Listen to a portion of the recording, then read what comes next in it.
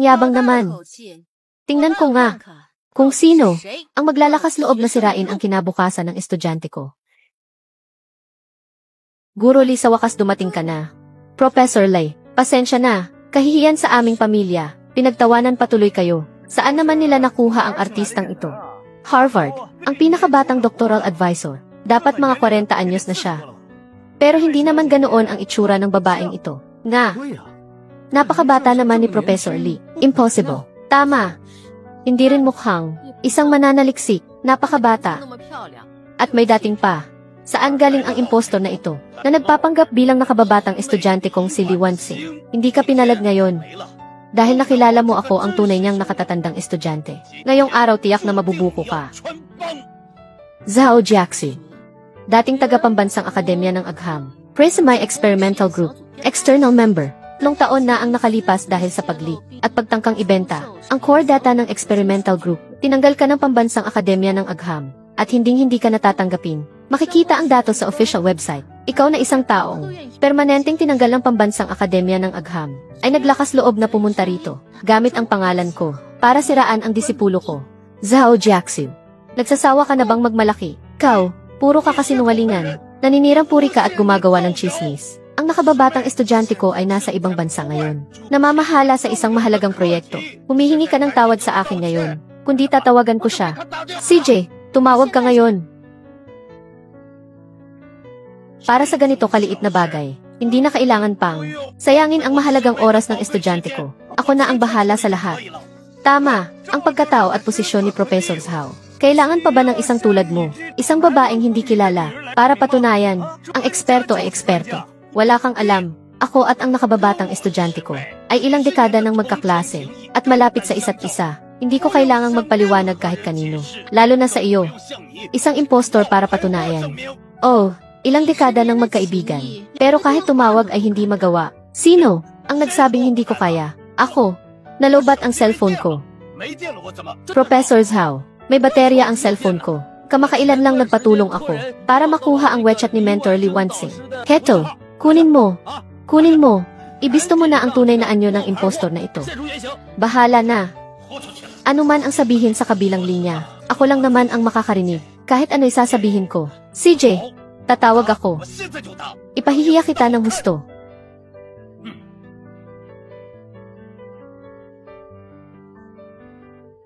Bibigyan kita ng isa pang pagkakataon. Lumuhod ka at humingi ng tawad sa akin.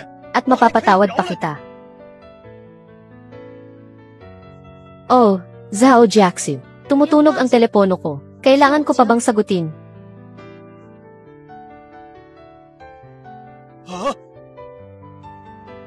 Pangalan ko iyan.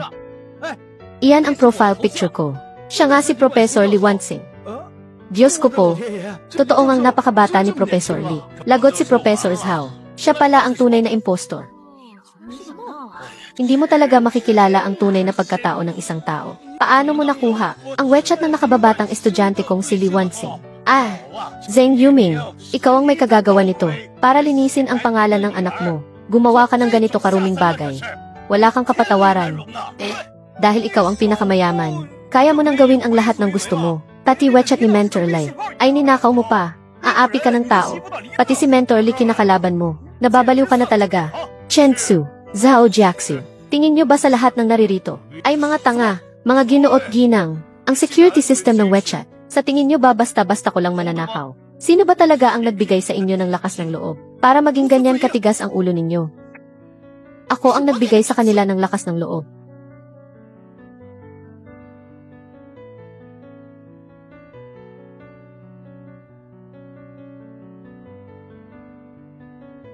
Pagkatapos ng masusing pagsasaalang-alang at investigasyon, inaanunsyo ko na ang mananalo ng Grand Prize sa Science and Technology Competition ay walang iba kundi si estudyanteng Chen Liu. Bilang presidente ng Yunding Group at bilang isang taong may konsensya, kailangan kong ilantad ang mag-amang Zheng Yuming at Zheng Jiajia sa kanilang madilim na gawain.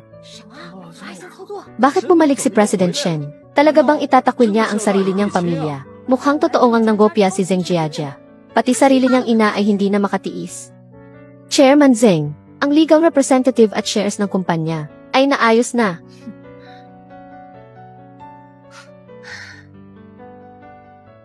President Shen, ang Assistant Director Cheng ni Chairman Zeng, ay nakipagtulungan sa amin para mailipat ang 70% ng shares ng kumpanya. Sa atin, handa na ang mga dokumento. Ang pagbabago ng legal representative at shares ay maaaring gawin anumang oras. Nasa labas kami ng eskwelahan. Pumunta ka na lang para pumirma. Sige, pupunta na ako.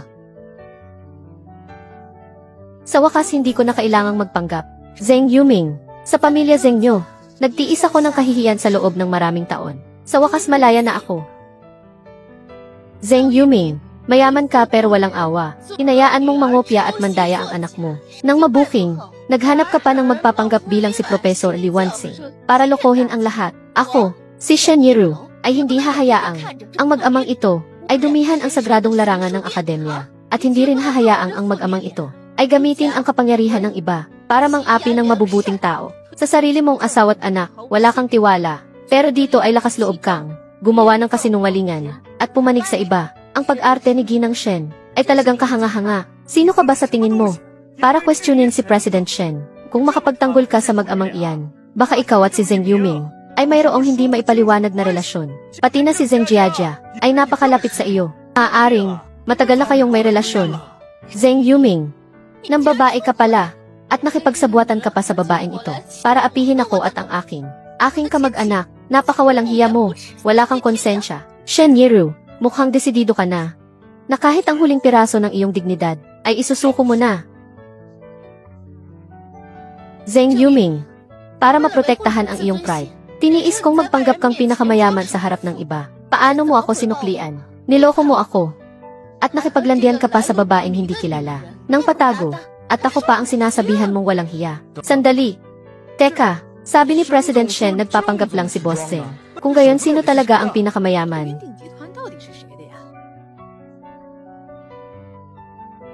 Tingnan ninyong lahat.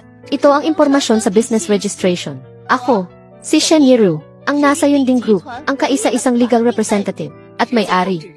Habang, si Zeng Yuming, ay ginagamit lang ang kumpanya ko para magyabang sa labas. Totoo ngang si Shen Yiru, siya ang legal representative, so si Zeng Yuming pala ang peke.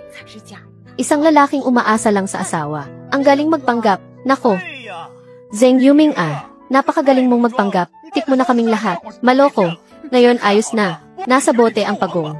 Lantad na ang tunay mong anyo. Ma, gusto ko ang grand prize na iyan. Kunin mo pabalik para sa akin. Gusto ko ang tropeo. Huwag kang mag-alala. Ang mga bagay na para sa iyo ay hindi makukuha ng iba. Shen Yiru, ang naglalaro ng apoy ay tiyak na mapapaso. Sana'y huwag kang magsisi. Magsisi. Tingnan mo nga ang sarili mo. Ayaw mong maging palamunin na lang. Pumunta ka pa rito para mapahiya. Ngayon ayos na. Hindi ka na rin makakain ng libre. Dalian mo. Isama mo ang babae at anak mo. At umalis na kayo sa lungsod ng Haichen.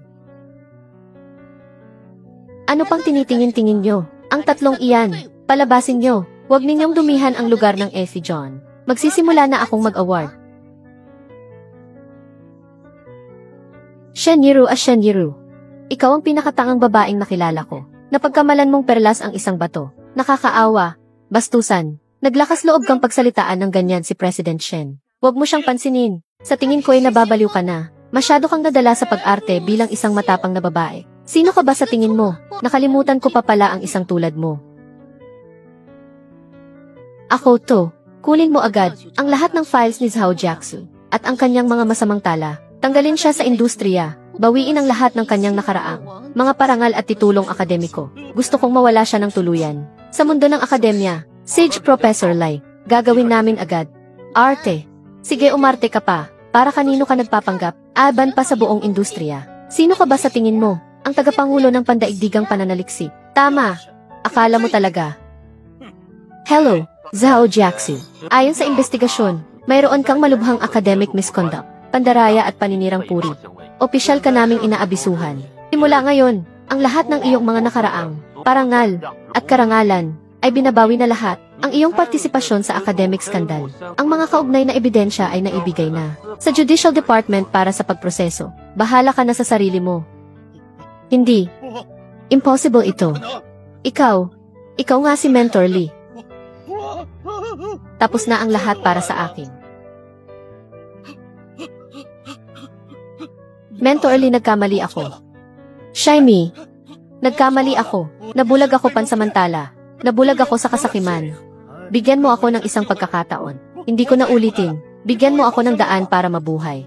Mga guro, mga kaklase at mga magulang, pahintulutan ninyo ako na opisyal na ipakilala sa inyo ang aking mentor, ang tenured professor ng Harvard University, isang nangungunang iskolar sa larangan ng Artificial Intelligence, espesyal na konsultant ng Pambansang Akademya ng Agham, ang pinakamahusay na batang doctoral advisor ng Harvard, si Professor Lee Wansing. Ang kanyang kabataan at kagandahan ay ang pinakawalang halaga niyang katangian.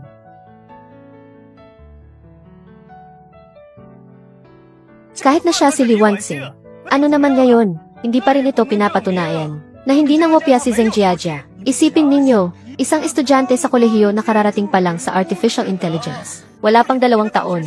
Paano niya magagawa ang isang gawa tulad ng Nirvana 1? Siguradong, tinulungan mo siyang mandaya. Kaya ang parangal na ito ay para lang sa anak ko. Sigurado na iyon. May punto sila. Ang ilayin na iyon ay talagang magaling. Nga. Pero kung si Mentor Lee mismo ang nagturo, si Zheng Jiajia ay pangalan lang ang ginamit dahil ang lahat ay nagdududa sa pagiging totoo ng Shai Li Wan. At may ganitong tiwala sa tiyanlong bayan ni estudyanteng Chen Ryu. Kung gayon ipapakita ko sa inyo kung sino talaga ang peke.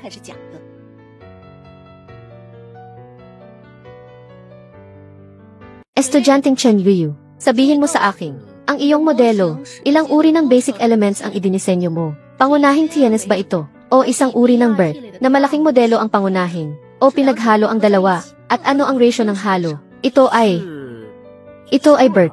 Tama, pangunahing BERT, ratio. Maraming grupo ng ratio. Iyon ang pinakaangkop na ratio.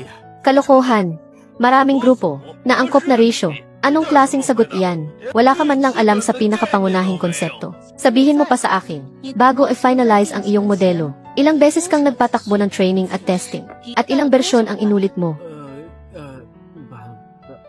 Hindi bababa sa 20 bersyon. Iyon, marami ng bersyon. At napakataas din ng accuracy rate. Napakataas na accuracy rate, 20 beses. Nagpapatawa ka ba? Isang AI program na mahusay, magpatakbo, ang bilang ng training iterations ay hindi bababa sa 10,000. Hindi ka man lang marunong magsinungaling. At sinasabi mo pang mataas ang accuracy. Hindi mo man lang masabi ang eksaktong numero. Sino ang niloloko mo? Anong ginagawa ninyo? Sinasadya nyo itong pahirapan. Inaapi nyo ang bata, alam nyo ba? Kahit na si Yu ay hindi naaalala ang eksaktong numero. Pero naipasa na niya ang kanyang gawa. Kung hindi nangopya, hindi nangopya. Hindi iyan mapipeke, diba? Gusto niya sanang mangopya. Pero wala siyang karapatan man lang na mangopya. Dahil wala siyang alam sa bay. Ang gawa ni estudyanteng Chen Ryu ay isang typical na image recognition processing na DAI program na gumagamit ng CNN. Pero siya mismo ang nagsabi na ang kanyang modelo ay para sa natural language recognition processing at gumagamit ng BERT. Ang ganitong uri ng pagkakamali sa common sense ay hindi gagawin kahit ng isang baguhang estudyante. Ginang Shen, ito ba ang sinasabi mong totoong gawa? Ang taong pinoprotektahan mo at gusto mong bigyan ng parangal. Tama si Ginoong Chen. Hindi siya nangopya dahil ang gawang ito ay hindi niya mismo ginawa. Binayaran niya ng 1 milyon itong si Zhao Jiaxu para gawin ito. Tama ba ako? Chen Yu.